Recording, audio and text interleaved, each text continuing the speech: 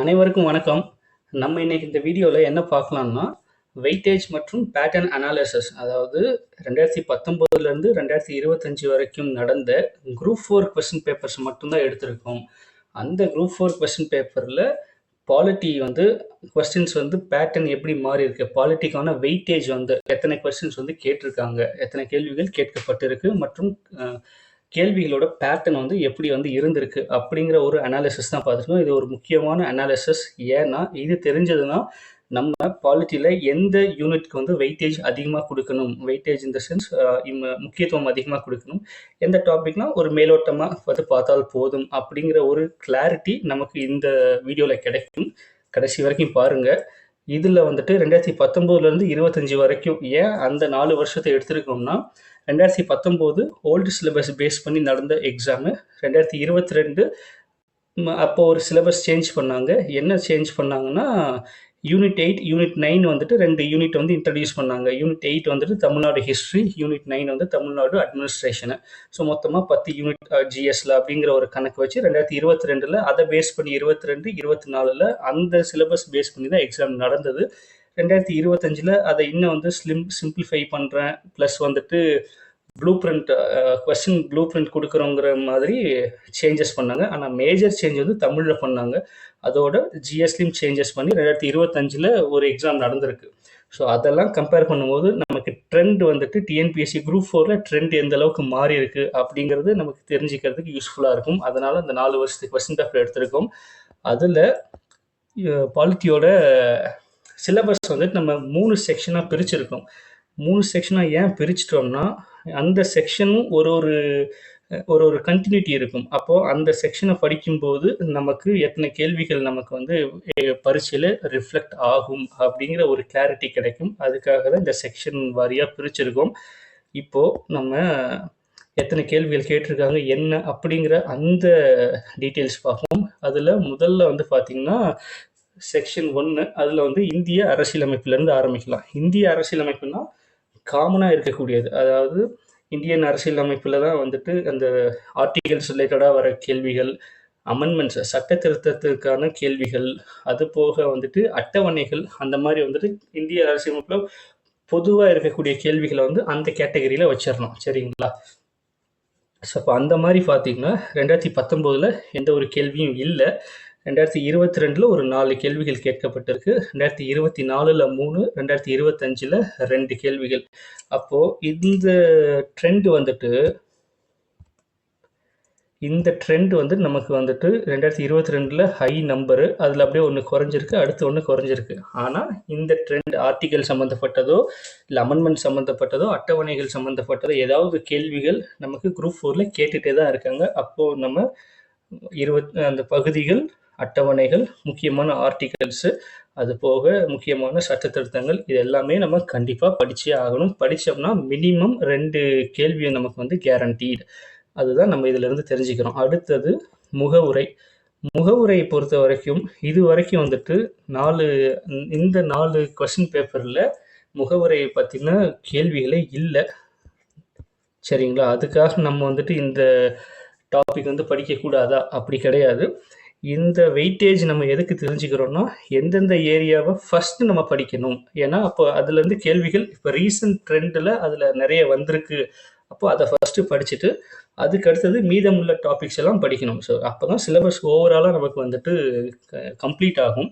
முக்கியமானது மட்டும் படிச்சுட்டு போகணுன்னா, ஏன்னா இப்போ ட்ரெண்ட் அடுத்து மாறலாம். அடுத்து இப்போ 2026 வர குரூப் 4 உதாரணத்துக்கு இங்கே ஒன்றியம், மாநிலம் மற்றும் யூனியன் பிரதேசங்கள் இதில் இது வரைக்கும் கேள்விகளே கேட்கப்படலை. இப்போ 2025 கேட்டாங்க. 26 மறுபடியும் இதில் கேட்காம முகவரியிலேருந்து ஒரு கேள்வி கேட்டாங்கன்னா அப்போ நம்ம அதை இது வரைக்கும் கேட்கல அப்படின்னு படிக்காமல் போயிட்டோம்னா அந்த நேரத்தில் அந்த கேள்வி நமக்கு தடுமாற்றமாக தான் இருக்கும். இது எந்தெந்த பாடங்களை ஃபஸ்ட்டு நம்ம படிக்கலாம், ஃபஸ்ட்டு ப்ரையாரிட்டைஸ் கொடுத்து படிக்கலாம், அதுக்காக மட்டும்தான்.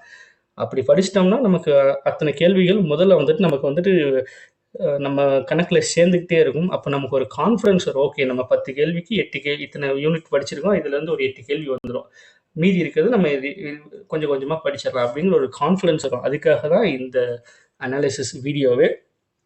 அப்படித்தான் நம்ம சிலபஸையும் அணுகணும். ஏன்னா ஃபஸ்ட்டு நமக்கு பிரதானமாக ஒரு 10 கேள்வி ரெடி ஆயிடணும். அதுக்கப்புறம் மீதமுள்ள கேள்விக்கு நம்ம வந்துட்டு ஒரு கொஞ்சம் கொஞ்சமாக வந்துட்டு கவர் பண்ணணும். ஏன்னா குரூப் ஃபோரை பொறுத்த வரைக்கும் நமக்கு ஒரு மார்க்கும் முக்கியம். ஒரு கேள்வி நமக்கு மிஸ் ஆனால் நமக்கு ரேங்க் வந்துட்டு எங்கேயோ போயிடும்.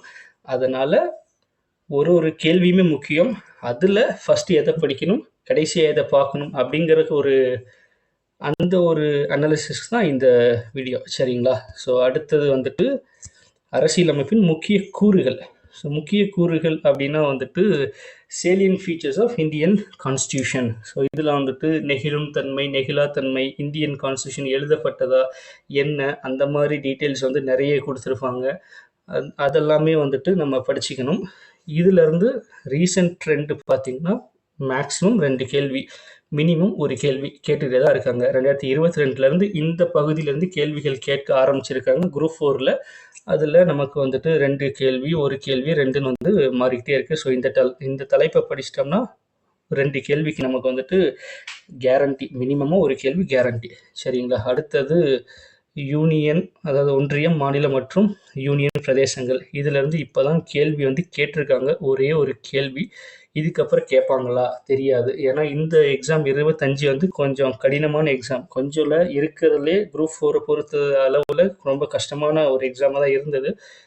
இந்த கொஸ்டின் எப்படி இருந்ததுன்னா, மாநிலங்கள் வந்துட்டு ஏபிசிடின்னு கேட்டகரைஸ் பண்ணியிருப்பாங்க. அந்தந்த கேட்டகரியில் எந்த மாநிலங்கள் வரும் அப்படின்னு வந்து ஒரு மேட்ச் த ஃபாலோவிங் மாதிரி இந்த 2025 கேட்டிருந்தாங்க. அது கொஞ்சம் கஷ்டமானது தான். ஏன்னா இது வந்துட்டு புக்கிலலாம் வந்து இந்த டேட்டா வந்து பெரும்பாலும் இருக்காது. இது வந்து நம்ம ரெஃபரன்ஸ் புக், இப்போ வந்து பிரகதீஸ்வரன் பப்ளிகேஷனில் வருது இல்லைங்களா, சதீஷ்குமார், அவரோட புக்கிலலாம் படிச்சிருந்தோம்னா இந்த கொஸ்டின் போடலாம். இதெல்லாம் வந்து குரூப் 1 லெவலில் கேட்கக்கூடிய ஒரு கேள்வி, நமக்கு குரூப் 4க்கு கேட்டிருந்தாங்க. ஸோ அதனால் இந்த டைம் இதிலேருந்து ஒரு கேள்வி வந்திருக்கு. நெக்ஸ்ட் டைம் வருமா தெரியாது, படிச்சுக்கிறது நல்லது.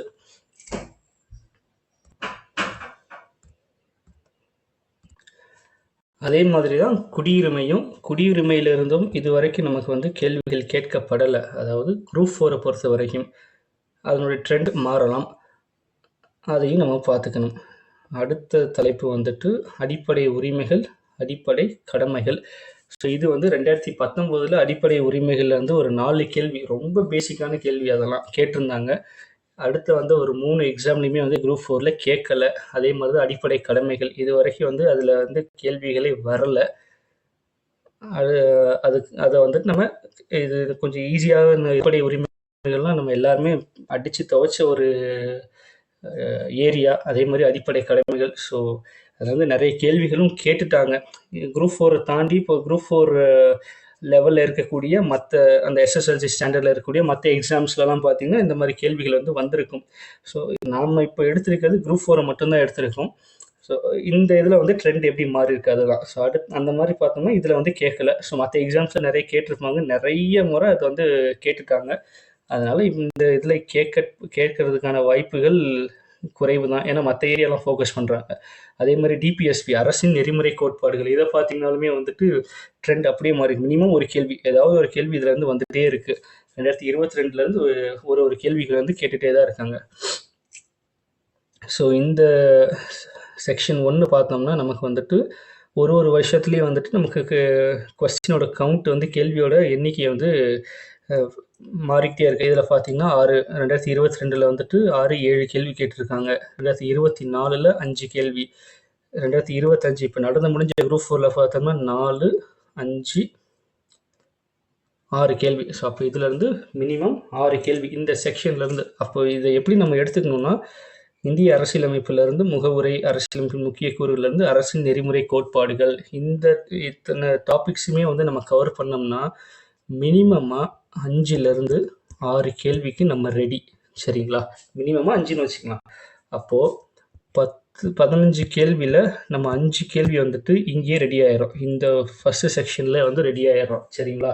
இப்போ இந்த செக்ஷனை வந்துட்டு 5 கேள்விக்கு நம்ம ரெடி. அப்போ அடுத்த 2 செக்ஷன் வந்து எப்படி படித்தோம்னா எத்தனை கேள்விகள் நம்ம ரெடி ஆகும். இப்படி தான் நம்ம வந்துட்டு ப்ரிப்பரேஷன் வந்துட்டு நம்ம பிளான் பண்ணணும். சரிங்களா? நெக்ஸ்ட்டு செக்ஷன் பார்த்தோம்னா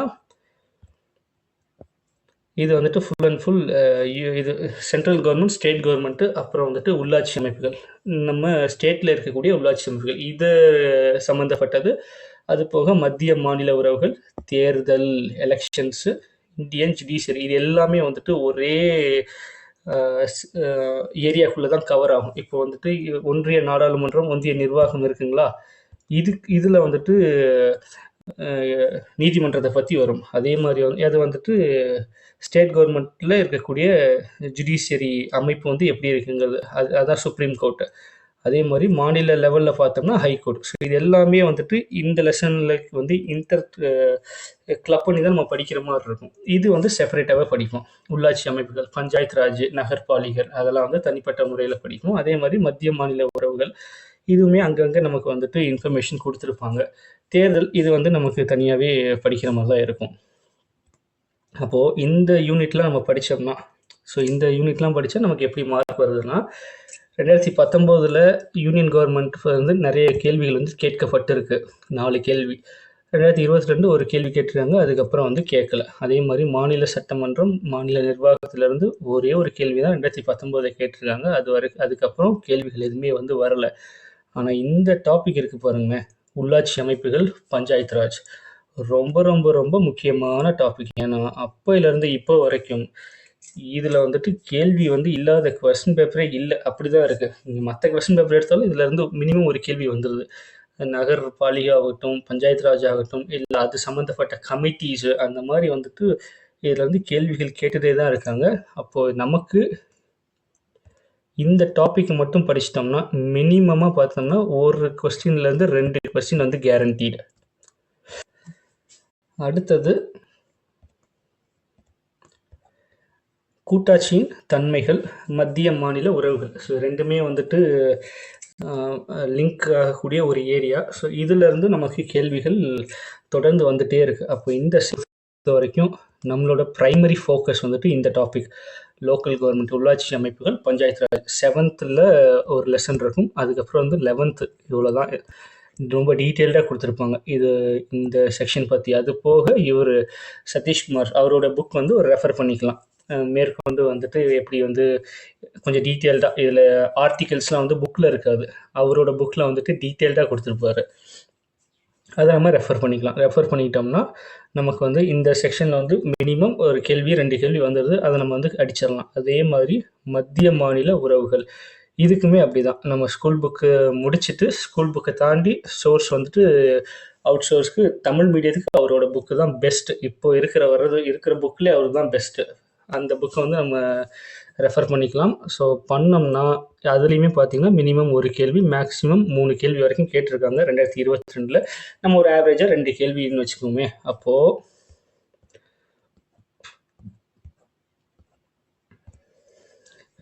உள்ளாட்சி அமைப்புகள், மத்திய மாநில உறவுகள். ஸோ இதிலேருந்து மட்டுமே ஒரு 4 கேள்வி. இந்த 2 டாப்பிக்கை படிச்சிட்டோம்னா 4 கேள்விக்கு நம்ம வந்து ரெடி ஆயிடுறோம். அப்படி வச்சுக்கலாங்களா? ஸோ அடுத்தது வந்துட்டு தேர்தல்கள், அதுக்கப்புறம் இந்திய நீதி அமைப்புகள். ஸோ இதில் வந்துட்டு இப்போ ரீசெண்டாக வந்துட்டு ட்ரெண்ட் வந்து எப்படின்னா ஒரு கேள்வி 2 கேள்வி கேட்க ஆரம்பிச்சிருக்காங்க. இதுக்கு முன்னாடி Group 4ல் கேட்கல. ஸோ இதனுடைய ட்ரெண்ட் வந்து கண்டினியூ ஆகலாம். அப்படி இருக்கும் பட்சத்தில் தேர்தலில் ஒரு கேள்வி வச்சுப்போம். தேர்தலில் ஒரு கேள்வி. அடுத்தது இந்திய நீதி அமைப்புகள், இதுலேருந்து ஒரு கேள்வி. அப்போ 6 கேள்வி வந்து கணக்கு வருதுங்களா? நம்ம 6ங்கிறத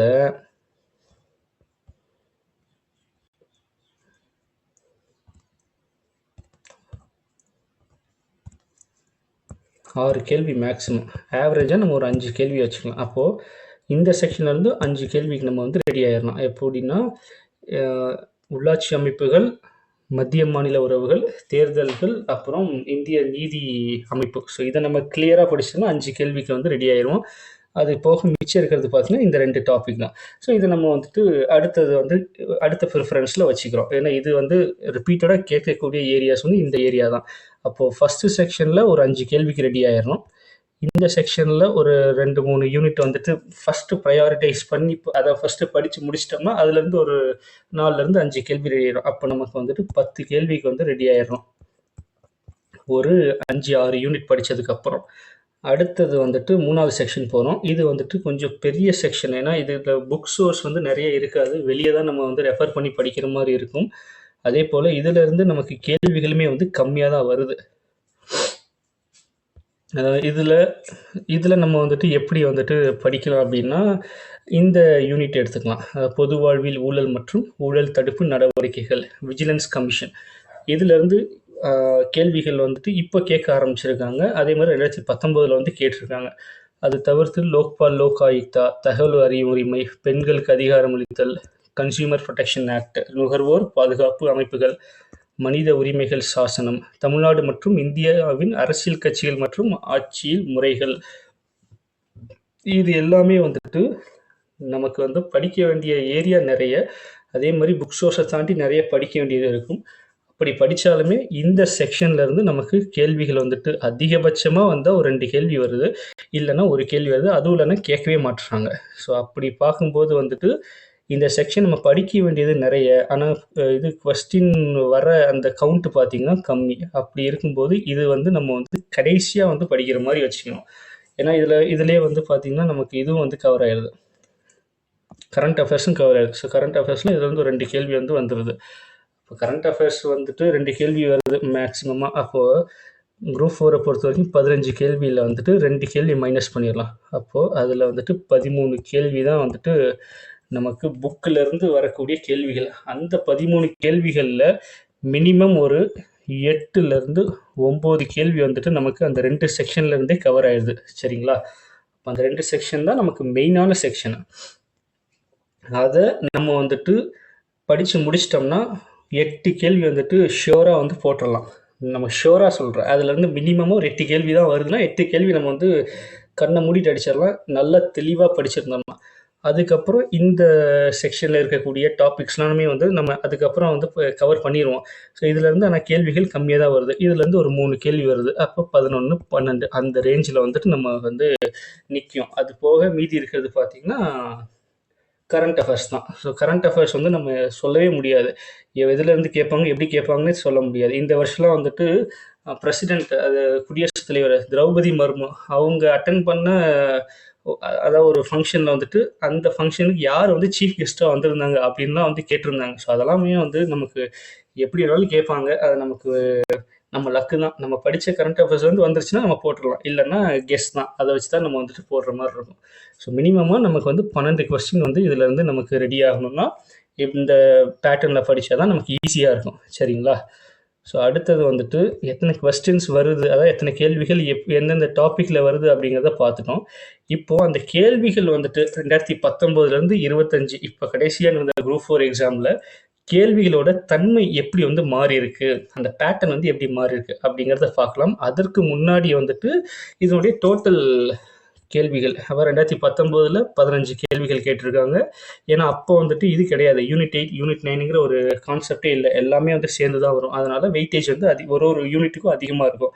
அதை பிரித்ததுக்கப்புறம் அதுலேருந்து 13 கேள்வி. ஏன்னா இது சில கேள்விகள் வந்து அந்த யூனிட்டுக்கு வந்து இவங்க இதுலேருந்து 2 கேள்வி, ஹிஸ்ட்ரியிலேருந்து ஒரு 3 கேள்வி, ஜியாகிரஃபிலேருந்து ஒரு 2 கேள்வி, அப்படி பிரித்து அந்த யூனிட் வந்து கேட்டிருப்பாங்க. அதனால ஒரு யூனிட்லேயும் கணிசமாக வந்து குறைஞ்சிருக்கும்.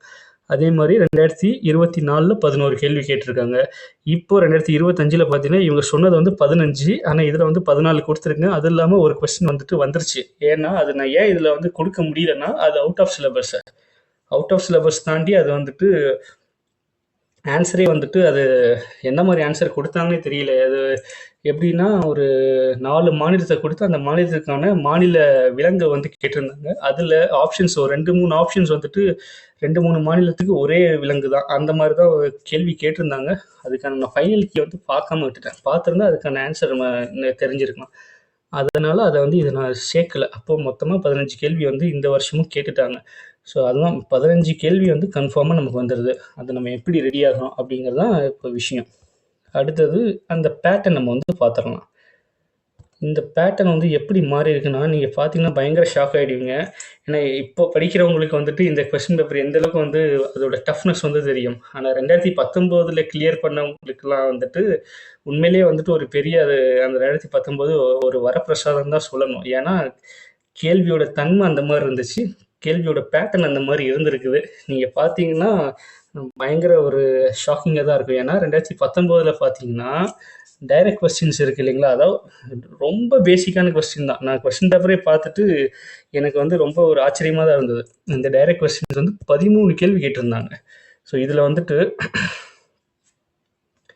ஆக்சுவலாக இது வந்து 16 கேள்வி. சாரி, இங்கே பாருங்கள், 16 கேள்வி வந்து 2019 13, 15, 16 நான் மாற்றாம விட்டுருக்கேன். 16 கேள்வியில் வந்துட்டு 13 கேள்வி வந்துட்டு டைரக்ட் கொஸ்டினே தான். அதுவும் டைரக்ட் கொஸ்டின் பார்த்தீங்கன்னா, லோக்சபாவோட இது மெம்பர்ஸ் எண்ணிக்கை வந்து ஒரு கேள்வி. அந்த 545, 40 அந்த இது ரேஞ்ச் இருக்கு இல்லைங்களா, அதை வந்து ஒரு கேள்வி, அவ்வளோதான். அது வந்து ஒரே வார்த்தை தான் அந்த ஆன்சர், அந்த மாதிரி தான் கேள்வி இருந்தது. ஸோ அதுலேருந்து 13 கேள்வி. ஸோ இந்த மாதிரி வந்துட்டு எத்தனை டைரக்ட் கொஸ்டின் வந்திருக்கும் ஓவராலாக பார்த்துங்க அந்த 2019. அப்படி இருந்த பேட்டர்னு எப்படி வந்து மாறிடுச்சுன்னா, அடுத்தது 5, அதை விட்டால் அதுக்கு அடுத்த இதில் 7, அதுக்கு அதாவது பரவாயில்ல, ஒரு 2 வந்து இன்க்ரீஸ் பண்ணியிருந்தாங்க. 2025 சுத்தம் வெறும் 2 டைரக்ட் கொஸ்டின் தான். அதுக்கு வந்து 2025லாம் கொடுமையிலும் கொடுமை, அந்த மாதிரி ஒரு பேட்டர்ன் மாறிடுச்சு. இனிமே அப்படிதான் ட்ரெண்டுன்னா நம்ம வந்துட்டு முட்டி மோதி தான் வந்து படிக்கிற ஒரு சூழ்நிலையில் இருக்குது. அது அடுத்த 19 பாருங்க, match the following, 2 match the following. ஏன்னா அப்போ எந்த அளவுக்கு உங்க டைம் வந்துட்டு இருந்திருக்கும் பாருங்க. டைரக்ட் கொஸ்டினை டக்குன்னு கொஸ்டினை பார்க்குறோம், ஆன்சரை போடுறோம், கொஸ்டினை பார்க்குறோம், ஆன்சரை போடுறோம். அப்போ வந்துட்டு டக்குன்னு முடிச்சுட்டு போயிடுவாங்க. ஸோ இந்த மாதிரி ஸ்டேட்மெண்ட் டைப்போ மேட்ச் த ஃபாலோயிங்கை படிக்கிறதுக்கு அவங்களுக்கு வந்து நல்லாவே வந்து டைம் கிடைச்சிருக்கும். சரிங்களா? அப்போது இந்த பேட்டர்ன் வந்துட்டு அப்படியே வந்துட்டு குறையுது. இங்கே வந்து 2 மேட்ச் த ஃபாலோயிங் 2022, 24 கேட்கல, 25ல் 4 மேட்ச் த ஃபாலோயிங். இப்போ 4 மேட்ச் த ஃபாலோயிங்னா யோசிச்சு பாருங்க. ஈஸியாக இருந்துருச்சுன்னா நமக்கு லக்கு, ஒரு ஆப்ஷனை வச்சு நம்ம வந்து மொத்தமையும் வந்து போட்டுடலாம். இல்லை எல்லா ஆப்ஷனும் கிட்டத்தட்ட ஒரே மாதிரி தான் இருக்குன்னா, அப்போ 4 ஆப்ஷனையும் நம்ம வந்துட்டு பார்த்து கரெக்டாக எது மேட்ச் ஆகுதுங்கிறது போகணும். அப்போ நமக்கு இதில் வந்து டைம் நல்லாவே வந்துட்டு இழுக்கும். அந்த மாதிரி தான் இந்த கேள்விகள் 2025 இருந்தது. அதற்கு அடுத்தது வந்து ஸ்டேட்மெண்ட் டைப்பு. ஸ்டேட்மெண்ட்டில் ஒரே ஒரு கேள்வி தான் கேட்டிருந்தாங்க 2019 குரூப் 4. 2022 ஒரு 2 கேள்வி, அதே மாதிரி 24 2 கேள்வி, 25 வச்சு செஞ்சுட்டாங்க 4 ஸ்டேட்மெண்ட் டைப். இப்போது எல்லாமே வந்து பேட்டர்ன் எப்படி மாறுதுன்னு பாருங்கள். டஃப் வந்து அதோட டஃப்னஸ் வந்துட்டு அதிகப்படுத்திகிட்டே போகிறாங்க குரூப் 4 பொறுத்த மட்டும்.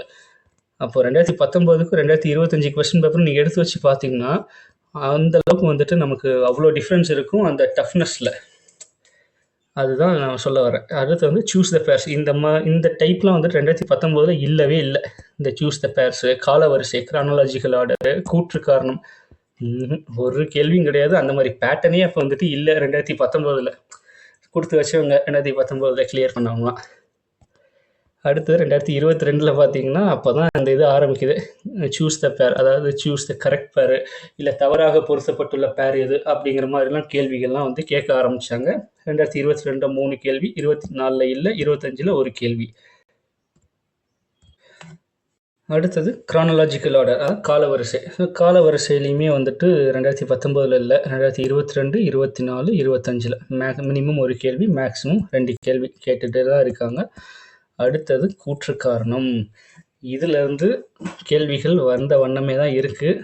ஒன்று இதில் இந்த 2 வருஷம் 2022, 2019 கேட்கலை, 24, 25 வந்துருச்சு. ஸோ இப்போது குரூப் 4ஓட ட்ரெண்டுன்னு பார்த்தோம்னா direct question 2, match the following 4, statement type 4, 10 கேள்வி ஆயிடுச்சுங்களா. சூஸ் த பேர் அதுலேருந்து 1, காலவரிசைப்படுத்துக அதுலேருந்து 1, கூற்று காரணம் 3. ஸோ மொத்தம் 15 கேள்வி. கணக்கு கரெக்டாக டேலி ஆகிடுச்சிங்களா. அப்போ இந்த 15 கேள்வியில் நமக்கு டைரெக்டாக வருது 2 தான். மீதி இதில் சொல்லப்போனால் கரண்ட் அஃபேர்ஸே வந்து இவங்க வந்துட்டு ஸ்டேட்மெண்ட் டைப்பில் தான் கேட்டிருந்தாங்க. இப்போ இதெல்லாம் வந்துட்டு குரூப் ஒன் அந்த லெவலில் தான் இந்த மாதிரி கேள்வி கேட்பாங்க. இப்போது குரூப் 4க்கே இப்படி வந்து கேட்க ஆரம்பிச்சிட்டாங்க. ஸோ இதே ட்ரெண்ட் வந்துட்டு அடுத்த எக்ஸாமும் ஃபாலோ ஆச்சுன்னா நம்ம அந்தளவுக்கு ப்ரிப்பரேஷன் வந்து போட வேண்டிய ஒரு கட்டாயத்தில் இருக்கும். அப்போ இதுதான் இப்போ இருக்கக்கூடிய நிலைமை. இதை வந்து எப்படி நம்ம வந்து கவுண்டர் பண்ணணும்னா, அப்போது எப்படிலாம் கேள்வி வருது, எந்தெந்த ஏரியாவில் வருது, அதை நம்ம வந்துட்டு தெரிஞ்சு அதை ஃபஸ்ட்டு நம்ம வந்துட்டு கவர் பண்ணி அந்த மினிமம் ஸ்கோருக்கு வந்து ரெடி ஆகிடணும். மினிமம் இப்போது ஒன்றுமே இல்லை, ஒரு உதாரணத்துக்கு வந்துட்டு இந்த 2 செக்ஷன் மட்டும்தான் நான் படிச்சிருக்கேன், அதான் தெளிவாக படிச்சிருக்கேன். ஒரு உதாரணத்துக்கு சொல்கிறேன், இந்த 2 செக்ஷனை இதில் இருக்கக்கூடிய பாடத்தை எல்லாத்தையும் படிச்சுட்டேன், இந்த செக்ஷன் 2வது செக்ஷனில் இருக்கக்கூடிய எல்லா பாடமும் நான் படிச்சுட்டேன் அப்படின்னா மினிமமாக ஒரு 10 கேள்விக்கு வந்து ரெடி ஆயிடலாம். ஏன்னா 3வது செக்ஷன்லேருந்து பார்த்தீங்கன்னா, மேக்ஸிமமே ஒரு 2லேருந்து 3 கேள்வி தான் வருது. அப்படிங்கிற பட்சத்தில, அந்த 2 செக்ஷனும் நான் தெளிவா, தரோவா படிச்சுட்டேன் அப்படின்னா, ஒரு 10 கேள்வி 8லேருந்து 10 கேள்விக்கு நான் வந்து ரெடி ஆயிடுறேன். அப்படிதான் வந்து நம்ம கணக்கு. ஸோ அப்படி வந்து ஃபர்ஸ்ட்டு ப்ரையாரிடைஸ் பண்ணிக்கணும். அதுக்கப்புறம் அதே மாரி யூனிட் 6ல அதாவது தமிழ்நாடு ஹிஸ்ட்ரியில இது மாரி செக்ஷன் வைஸ் செக்ஷன் பிரிச்சு, எந்த செக்ஷன்ல நமக்கு வந்து கேள்வியோட எண்ணிக்கை அதிகமா இருக்கு. அதெல்லாமே வந்து நம்ம ஒரு நோட்ல எழுதி, அத வந்து ஃபர்ஸ்ட்டு வந்து படிச்சு முடிச்சிட்டோம்னா, நம்ம மொத்தமா வந்து கவர் பண்ணும்போது ஜிஎஸ் வந்து 75 கேள்வியில ஒரு எக்ஸாம்பிளுக்கு சொல்றேன். தோராயமா 75க்குள்ள நம்ம முக்கியமான டாபிக்ஸ் அதாவது எந்தெந்த கேள்விகள்லாம் எந்தெந்த ஏரியால கேள்விகள் அதிகமா வந்திருக்கு. பாலிட்டி ஆகட்டும், எக்கனாமிக்ஸ் அந்த மாரி ஒரு ஒரு யூனிட் வைஸ் நம்ம பார்த்து, அத நல்லா தரோவா படிச்சு முடிச்சோம்னா, ஒரு 45 டூ 50 கேள்விக்கு வந்து ரெடி ஆயிரும். ஒரு 45லேருந்து 50 கேள்வி வந்து ரெடி ஆயிரும். 75க்கு நான் சொல்றேன். அப்போ 50 கேள்விகள் வந்து புக்லேருந்து வரும். அந்த புக்லேருந்து வரத நம்ம வந்து 100% வந்து ஷியோர் ஷாட் கொஸ்டின்ஸ் சொல்லுவாங்க. அது நம்ம போட்டது கரெக்ட் அப்படின்னு வந்து நம்ம கீயை பார்க்காமலே நம்ம தெரிஞ்சுக்கணும். அந்த மாதிரி வந்துட்டு ஷியோர் ஷாட் கொஸ்டினா 45லேருந்து 50 கொஸ்டின் போட்டுடலாம். மீதி இருக்கக்கூடியது அங்கே அந்த யூனிட்லேருந்து ஒரு 2 கேள்வி 3 கேள்வி அதை நம்ம ப்ரிப்பேர் பண்ணுறதுக்கு தான் நமக்கு மேற்கொண்டு வந்துட்டு பார்க்குற மாதிரி இருக்கு. ஸோ அடுத்து பாலிட்டிக்கான வேர் டு ஸ்டடி பார்ப்போம். ஸோ அதுலேருந்து நம்ம எந்தெந்த லெசன் எங்கே கவர் ஆகுதுன்னு பார்க்கணும். எதை ஃபஸ்ட்டு படிக்கலாம், அதுக்கப்புறம் வந்துட்டு எதை வந்துட்டு கடைசியாக பார்க்கணும் அப்படிங்கிற ஒரு தெளிவு நமக்கு கிடைக்கும். சரிங்களா? ஸோ இதுதான் இந்த அனாலிசிஸில் உங்களுக்கு நான் சொல்லணும்னு நினச்சேன். ஸோ இதை வந்து பாருங்கள். பார்த்துட்டு நீங்கள் வந்து ஒருத்தருக்கு ஒரு ஒரு ஸ்ட்ராட்டஜி இருக்கும். எப்படி ப்ரிப்பேர் பண்ணலாம் அப்படிங்கிறது அவங்கவுங்களுக்கு செட் ஆகிற மாதிரி வந்து இதை வந்து பிளான் பண்ணி படிங்க. ஆனால் இதுதான் வந்துட்டு வெயிட்டேஜ் வந்து இப்படி தான் இருக்குது. இதை பேஸ் பண்ணி படித்தா நமக்கு வந்துட்டு ஃபஸ்ட்டு மார்க் வந்து ஒரு 45லேருந்து 50 நான் சொன்ன மாதிரி செக்யூர் பண்ணுறதுக்கு ஈஸியாக இருக்கும். ஸோ பாருங்கள், இதை பேஸ் பண்ணி படித்து பிளான் வந்து நீங்கள் ஒரு பிளானை போட்டு படிக்க ஆரம்பிங்க. ஸோ நெக்ஸ்ட் வந்துட்டு அடுத்த யூனிட் இது வந்து அடுத்து எக்கனாமிக்ஸ் ஆகட்டும், ஜியாகிரஃபி, ஹிஸ்ட்ரி எல்லாத்துலேயுமே வந்து நம்ம கேள்விகள் இருக்குது. ஸோ அதை வந்து எந்த மாதிரி வந்து வெயிட்டேஜ் இருக்குங்கிறதையும் நம்ம ஒன் பை ஒன்னாக பார்க்கலாம். ஸோ நெக்ஸ்ட் வீடியோவில் அடுத்த ஒரு யூனிட்டில் கூட பார்க்கலாம். நன்றி, வணக்கம்.